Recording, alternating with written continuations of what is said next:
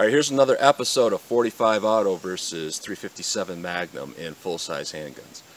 What I want to do today is reload time. How quick are they to reload? And we all know that the autoloader is going to be a little bit quicker to reload, but an average shooter that's somewhat versed in Revolver, how much time is it going to take for me to reload and put some rounds on target? Also, I want to talk about the safety of these firearms. It's going to be kind of a two-part video. Which one's safer?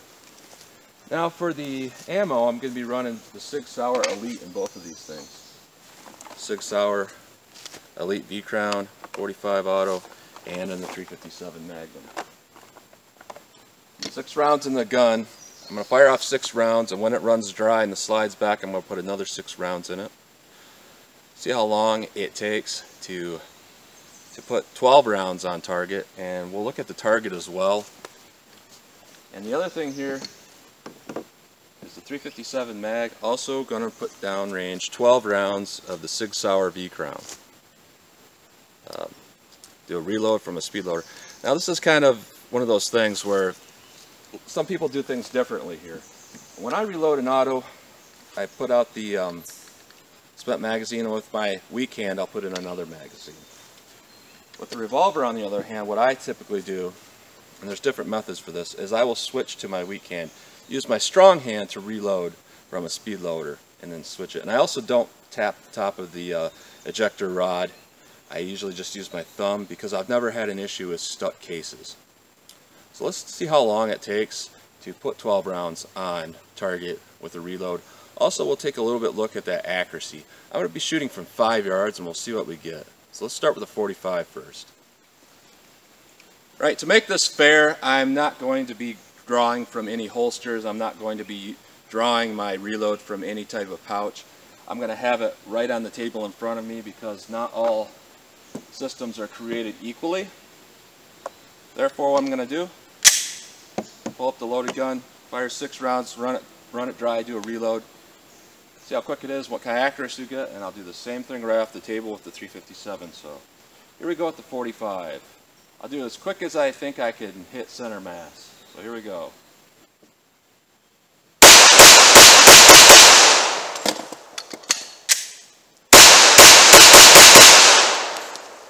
Alright.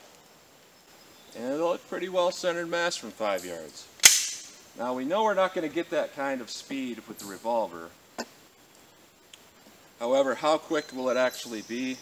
And these are full out 357, so it will be a little bit of a handful, but we'll see what we get with these. I'll shoot a little bit lower to see where my impacts are. So here we go.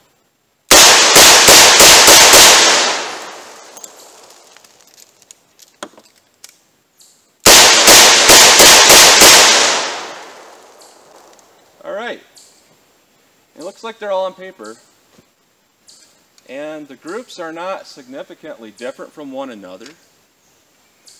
They are usable. So, you know, that's about average. Sometimes you get hung up a little bit on a reload. Sometimes you can pull it off a little bit faster. And depending on the type of moon clip and or speed loader you have, you might be able to do it quicker than that. However, even without running the numbers before I look at the video, yeah, the autoloader is a little bit faster, but how much faster? So, now what I want to do is talk about the safety of these firearms. Alright, I'm going to confirm these guns are unloaded here and talk about the safety of these two firearms. Revolver's unloaded. The Glock is unloaded. Which one of these systems is safer? I know it's kind of going to get a little bit sketchy when I talk about this because, you know, this is particularly a Glock, but I chose Glock as a comparison to the Smith & Wesson Revolver because for the most part, most police departments used a 357 or 38 Smith & Wesson Revolver, and they switched over to a Glock of some kind. So they did it for a reason, and you know, it's got the little safety in the middle of that trigger there. That's kind of subjective of whether you think that's a safety or not. For me, it doesn't work. I mean, it doesn't matter what I do. I could put my finger on the side of the thing, and it's just going to go off. And one time I was showing my daughter these guns. She's 11 years old. I said, hey, why don't you give these things a dry fire? I safety checked them, and she couldn't even pull this trigger, even with her finger all the way around it, because her finger was so small it was up top here. She wasn't getting that little thing there. But nonetheless, Auto loaders oftentimes do have safeties, and you know, that's another thing here, but we'll discuss that a little bit here as well. The revolver, no safeties, of course. But which one's actually safer? And the main thing you got to really bring out, the first point, which is the most significant point, is when you're talking an autoloader and you're talking about it being carried properly, and properly means one in the chamber ready for self-defense. Whether you got a safety or not, what you got is you got a round in the chamber ready to go with a hammer or a striker right behind it, which can be set off in some way. And that's where the ATF gets the definition of semi-autos being pistols and revolvers not, because there's multiple chambers and it's not one barrel lined up with one chamber. On revolver, main significant point is you don't have a cocked back striker or hammer or anything like that in any way, shape, or form on the round that's lined up with the bore. So what you got is you always got to go to the next round to get it to fire. So if it's always the next round that's going to be ready to fire, and you have almost every double action revolver has some sort of hammer block safety of some sort, or a transfer bar, hitting this hammer here cannot set that firing pin forward. There's been some brands of semi-automatics where there's been faulty issues, and just the nature of the beast, you have a firing pin lined up right behind the cartridge that can potentially go off next, and that's never an issue with this.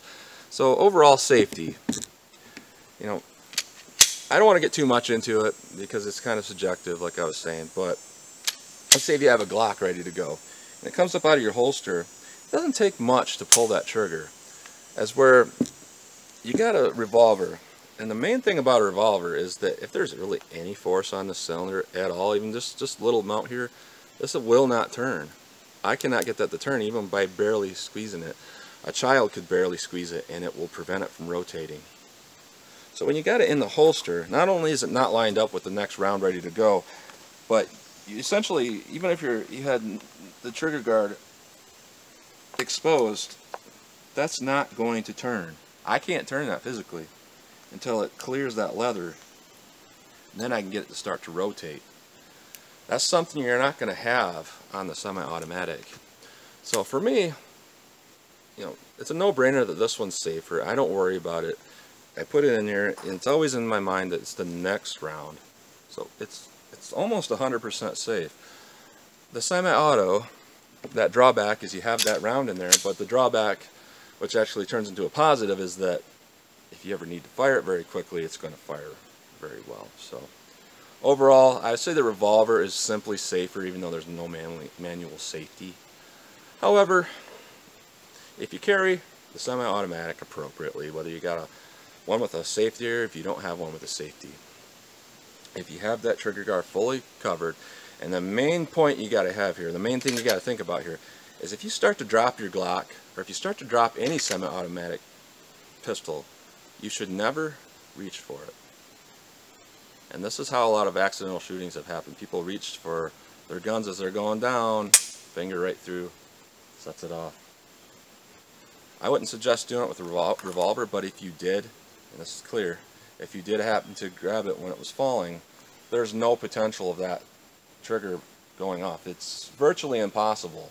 There's just no way that could happen. Even if you grabbed it really hard as it's falling and your thumb went in there, you're not going to get that to go off. Okay? If this gun falls out of your holster and your natural instinct is to grab for it, and you might train not to do that, but your natural instinct's still going to be to do that. When you go to grab for it, if your thumb goes through there, even a little tiny bit of force, you can set that trigger off. So overall, revolver safer. How they do on reloads? Pretty good on both. So hey, that's just another subject of the day, comparing the 45 to the 357. So comment, share, and like. And as always, thanks for watching.